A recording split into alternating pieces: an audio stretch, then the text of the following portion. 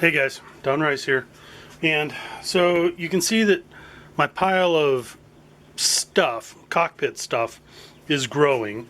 And I may have mentioned before that, I may not have been 100% happy with this particular piece. This is the landing gear control thing. So I made a new one. The first one was too small. The second one is just right. So got a new one of those. And I was also working on a little switch panel that goes just to the side of the landing gear control thing, and that sucked. So I made another one, and this one's a little bit better. So these are 172 nuts with some styrene switches. These things are circuit breakers. I've got 3 of them that are popped, 3 of them that aren't, and obviously I'll need to paint those, but I'm actually using this. I'm gonna use this as a master, and I'm gonna try and pop a silicone mold off of it, because I don't trust all this shit to stay together in one piece for the long haul. So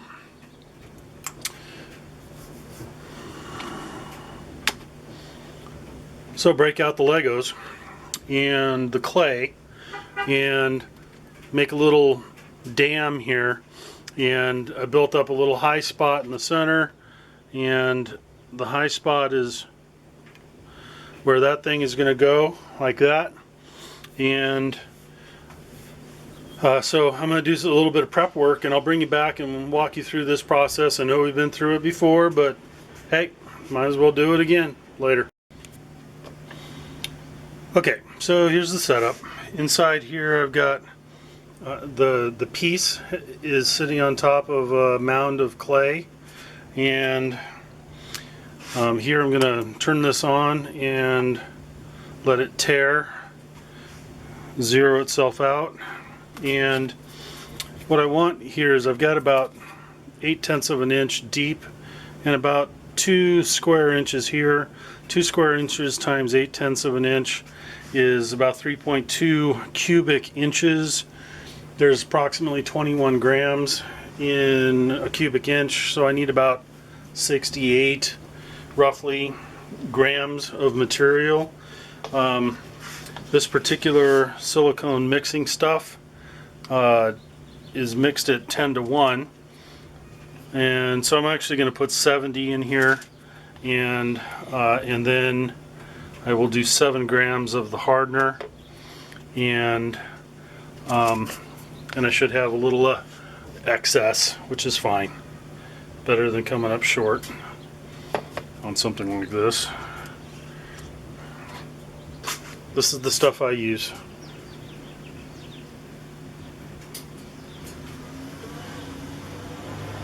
I get this from MPK Enterprises. They're up in LA somewhere, and reasonable prices, good guy to work with. You've got to keep this stuff stored though in airtight containers. So I vacuum bag these things with my kitchen food vacuum thing, storage, whatever. And alright, so that says 72.4 because the stick's in it. I'm going to add 7 grams of this, so it should go up to about 79.4.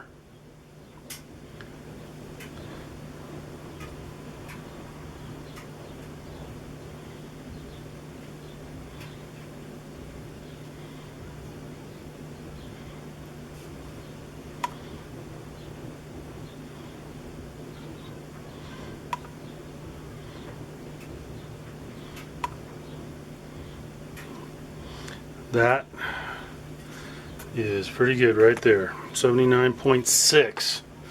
Okay, that's how we mix that up. I'm going to stir this and I'll be back in a minute.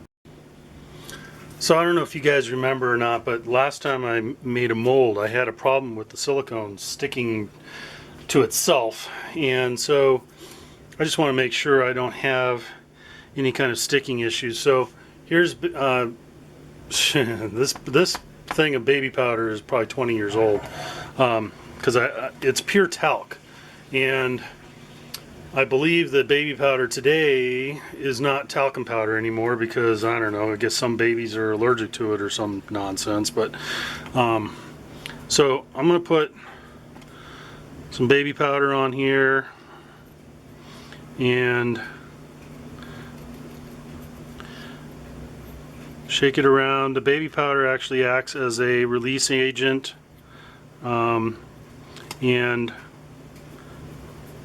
I'll make sure I don't have any kind of releasing issues, because I've got this particular thing that I'm molding here has some undercuts, has a bunch of undercuts in it, and I don't need those undercuts becoming a problem. So I'm going to use a little acid brush here, and I'm going to brush this stuff everywhere, just like that.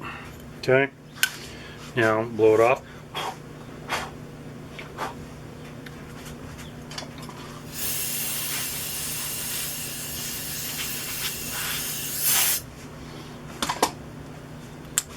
Just like that. Now the other thing is this stuff. This is supposed to be a release agent.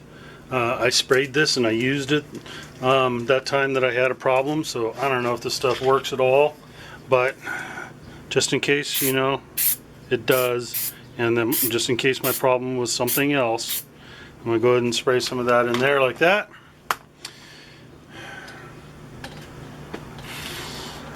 Okay.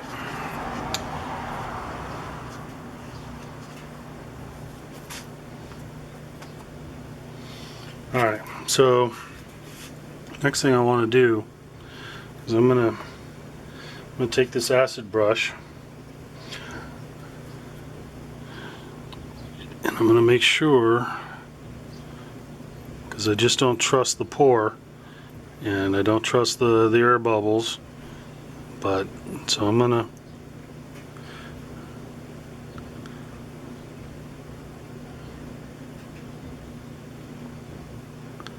make sure that I get silicone into all those undercuts so that these things come out looking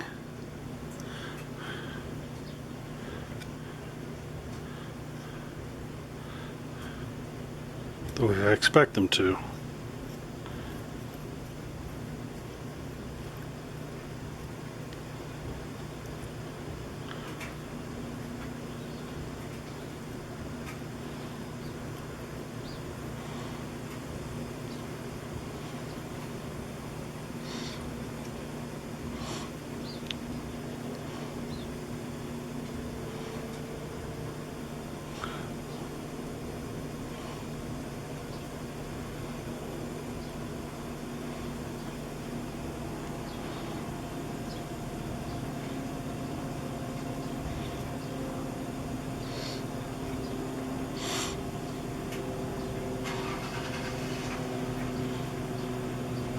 I want people to be able to tell the difference between a closed circuit breaker and an open circuit breaker.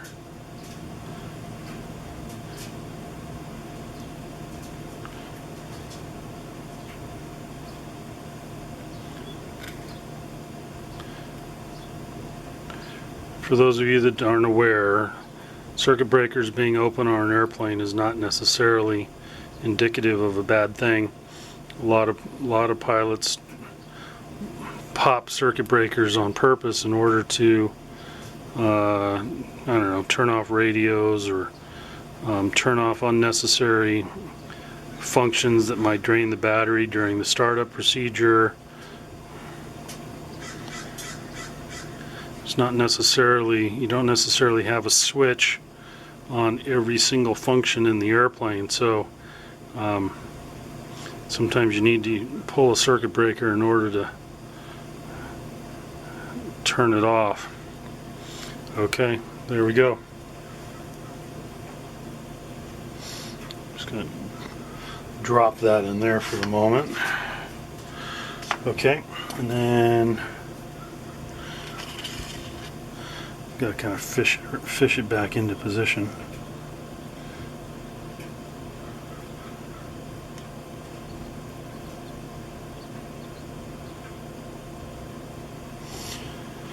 is right there. And then I will, that didn't help.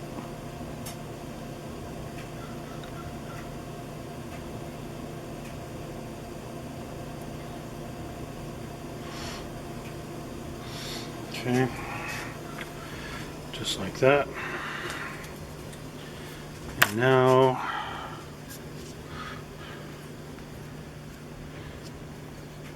theoretically I have more silicone than I need, and I should be able to, let's make this a little more level in here.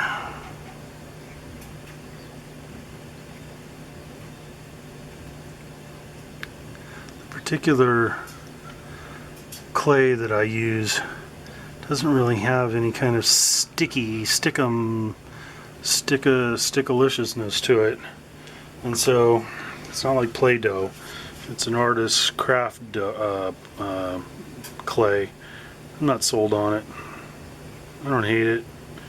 Just not convinced that it's the best thing out there.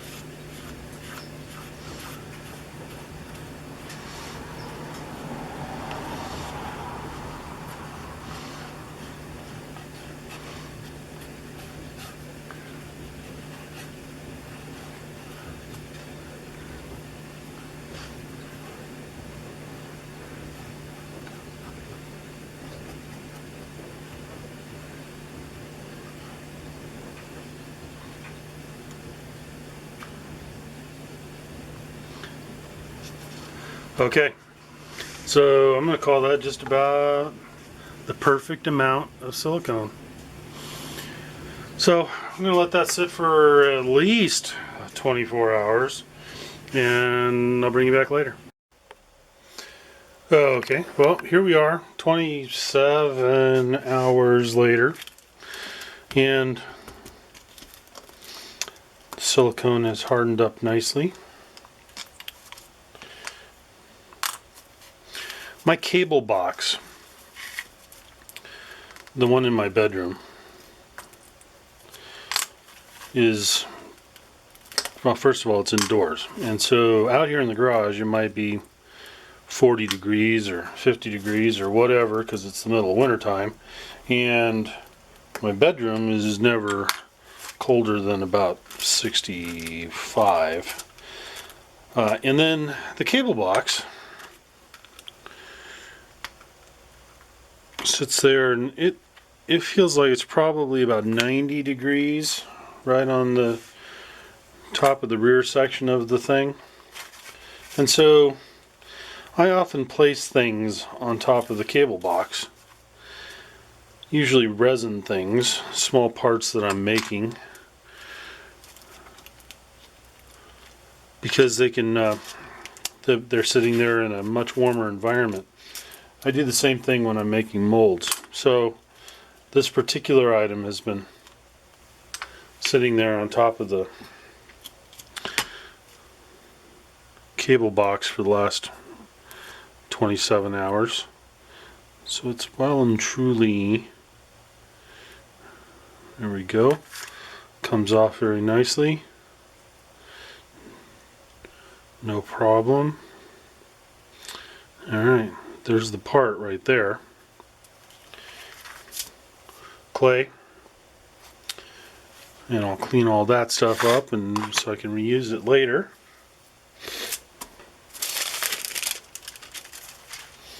By the way, something I forgot to show you yesterday. There's a new part. So this is the flap controller. the pilot would put 2 fingers under there, push in this button, and he could then move it up and down. And mine does move up and down, just not very much. This little tiny pointer that I made right here is pretty tight on the plate. This plate is 15 thousandths G10. This is 10 thousandths G10, 15 thousandths G10 on the back side. I used some Plastruct 90 degree angle stuff in here to strengthen up this this joint, because this face right here with no paint on it, this is the face that gets glued to the inside of the fuselage. There you go, flap controller. Okay, so the next little trick, well, let's see. So a good bit of it flowed underneath the plate. So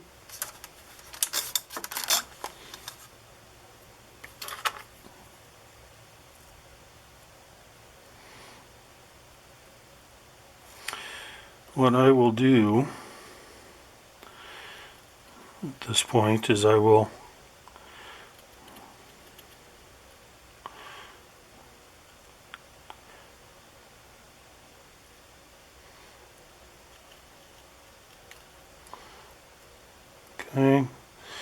cut away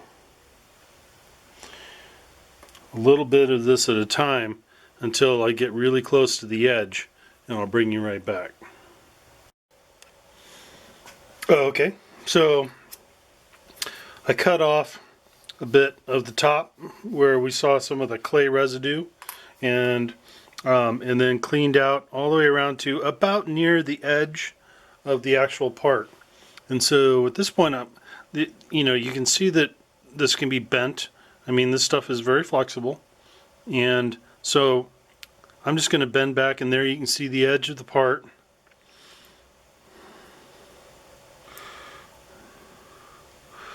And I'm just going to gently kind of coerce the part out. The actual master here has some fairly small little pieces on it, and they might get left behind in the holes because there's a good number of undercuts and stuff that are part of the master. So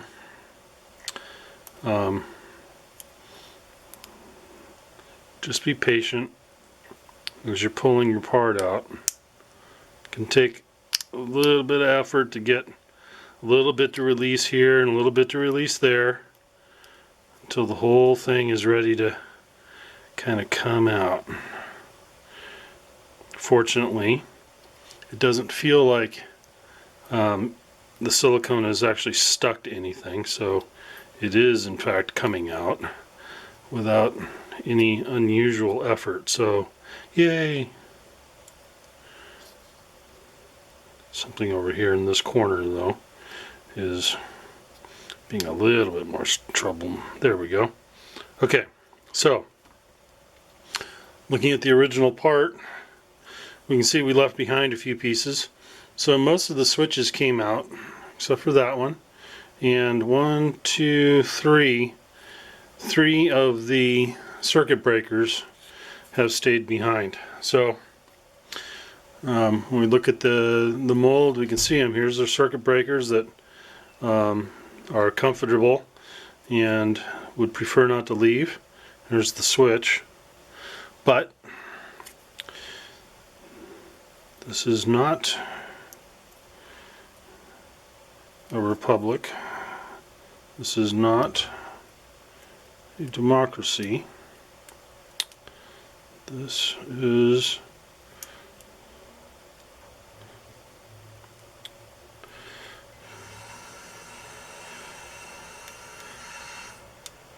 is a monarchy, and I am king in this shop. Come here. Wow. Okay. Okay. Get in here. I would prefer not to damage the part in the removing.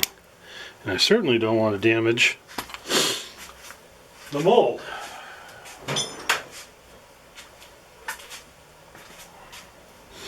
So I need something a little bit more powerful than a pair of tweezers.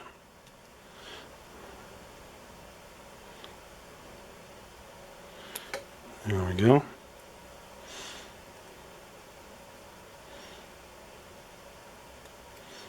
Come here.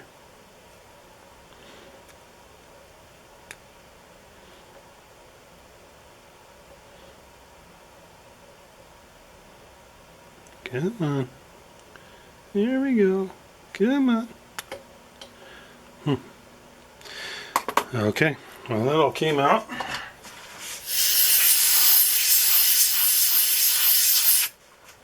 All right. I think that looks pretty good. I don't know if you can tell, but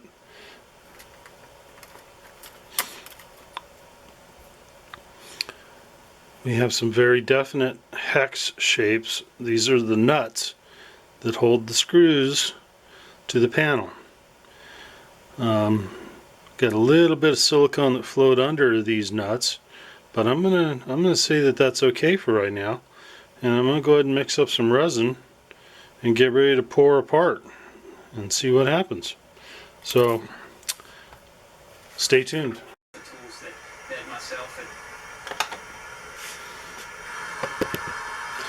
Alright, so this process starts with a little bit of talc.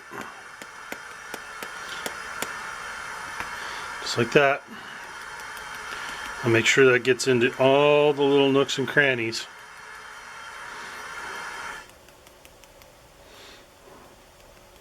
Remember, this is a release agent.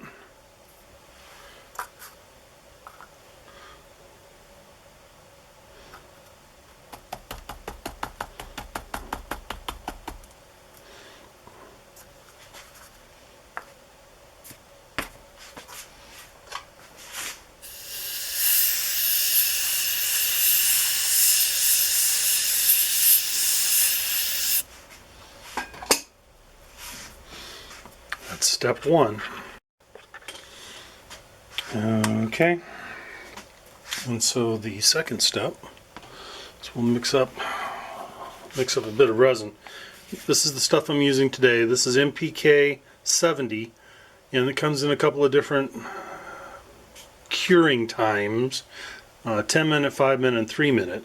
I'm going to use the 5 minute stuff here, which gives me more than a few minutes. I don't think it gives me quite 5 minutes of working time before it starts to go green, but it gives me enough time to do what I need to do here. So that's 2.6 grams, which is probably more than I need all by itself. Part B, looking for 5.2 total, which for the arithmetically challenged is 2.6 times 2. Oh, 5.3.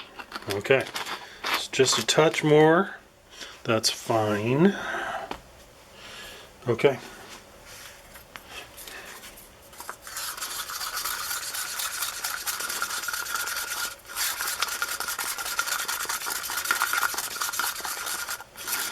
Mix with a purpose. Mix quickly, mix thoroughly.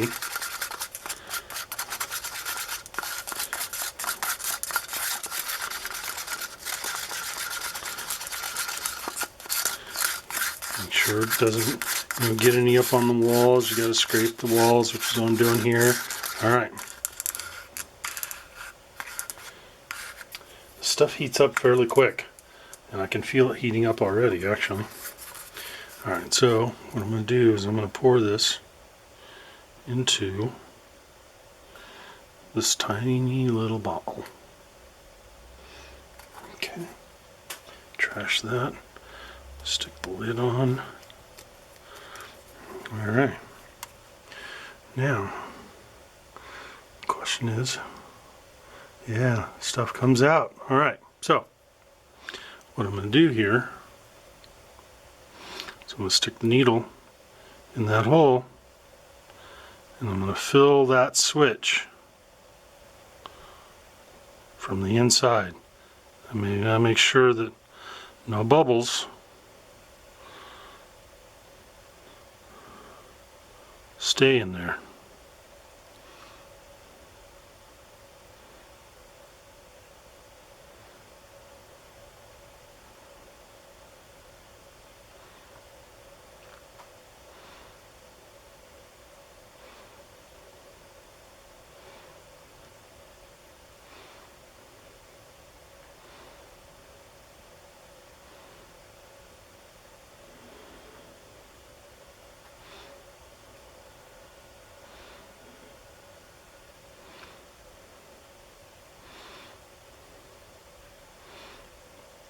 Using a slightly larger gauge needle would be helpful, because at this point my fingers are starting to cramp from squeezing the damn bottle.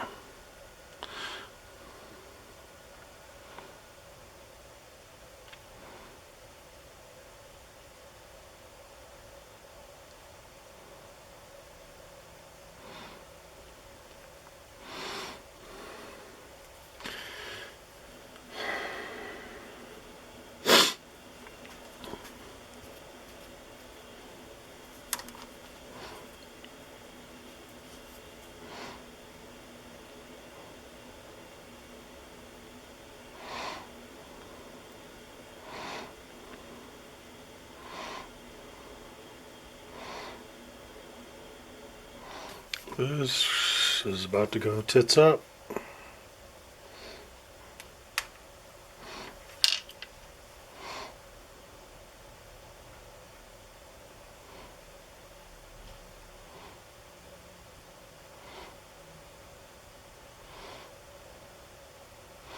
So now this is what you call punting, because the stuff is going off, which is not good. So the next part I make, I will probably use the 10-minute resin. But so in the meantime, I'm going to try and get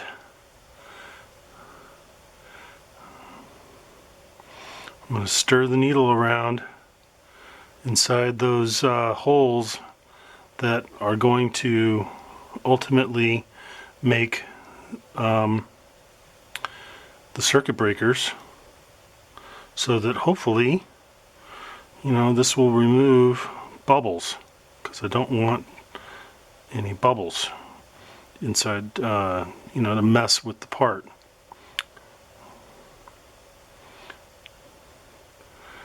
And I suspect there's very little likelihood that I'm going to have a bubble-free part. This is just going off way too quickly.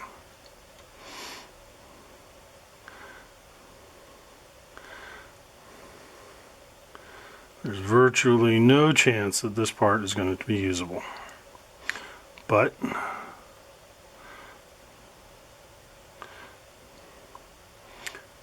you know, ever the optimist.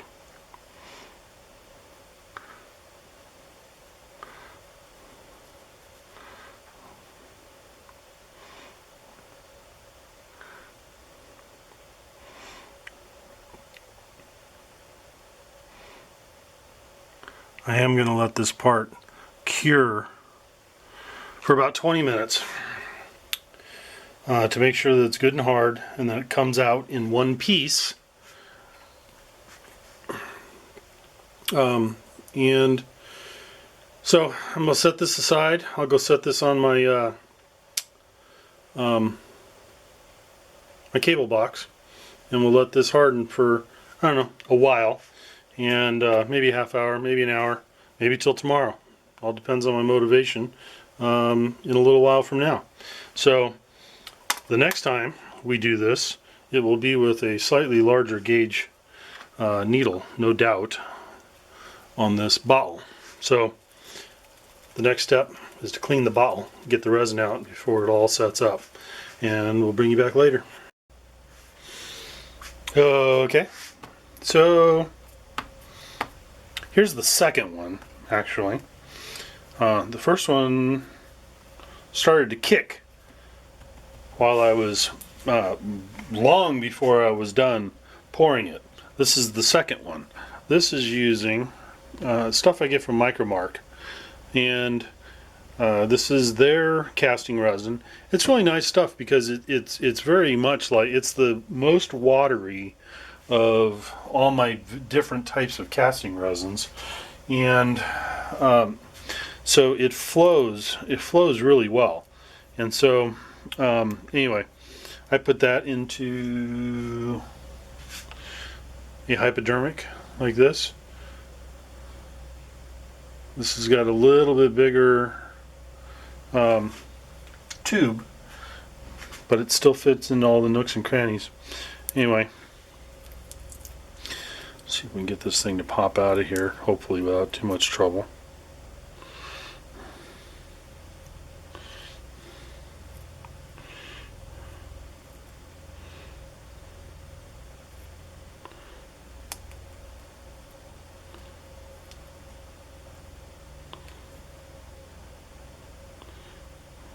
It's a little troubling. Why would those... Okay, now that's annoying. I can already see I'm not going to be happy with this one. Why are all the switches not... Alright, come on. There we go. Doggone it. Alright, that is really annoying. I mean, this part is almost perfect. Ah.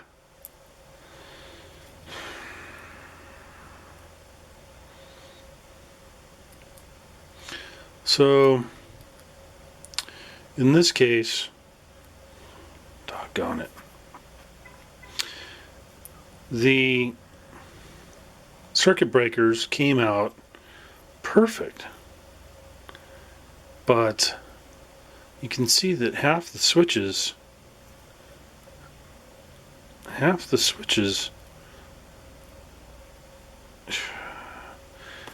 God, did they break off? They didn't break off. Half the switches. How is that even possible? I mean, if I stick the needle down in there and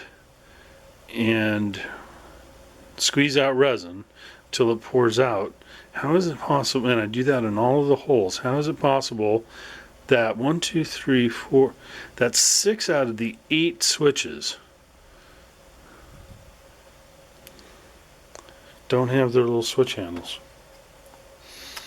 Okay, that's really annoying. Alright, well, I'm gonna make a third one later. Alright, so hopefully third time is a charm.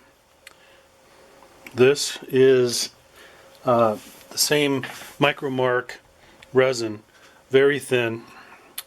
It's kind of like water, and this time I used the smaller gauge needle again, which allows the needle can get down into those little holes that make the switches a little bit better than the larger gauge needle. And because the resin is water thin, it poured out okay.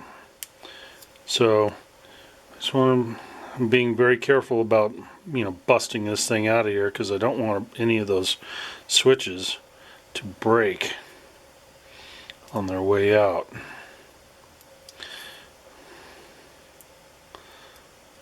Because I want this to be the one. Come on, baby. Okay. I think we might just have it.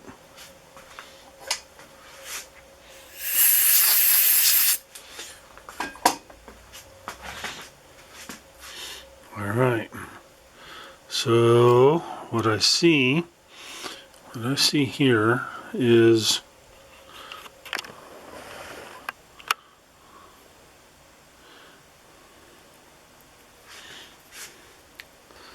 to me like all of the switches are in perfect condition.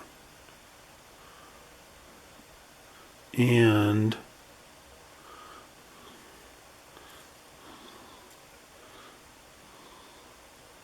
so are the circuit breakers. So I mean, a little bit of touch up with an emery board here and there, and that's good to go. Okay, excellent. All right, I can be happy with that. So, you know, sometimes it takes a few tries to get the recipe right. So for me, the recipe for this, because the components, the little pieces are so tiny, and these holes are relatively deep inside the mold here. So, you know, it takes a pretty small needle, and so what I was doing is, you know, I push this thing all the way down in there. It's a couple of millimeters down in there, and squeeze until the glue would be percolating out on its own, which brings all the air out with it. Do that in all 8 holes. Same thing for the circuit breakers. You know, takes a couple of minutes to get that all done. But when all is said and done, I've got a perfect little panel. And so, you know, I'm going to sand off the backside to get this down to the height that I want it to be. Ultimately, I would really like for this plate to be, I don't know, 15, 20 thousandths thick. I don't know if I'll be able to sand it that thin, but that's the goal. Anyway, all right, I'm pretty happy with that. I can shoot some paint on there, and I think we've got another part. I think that's usable. All right, so there we go. Later.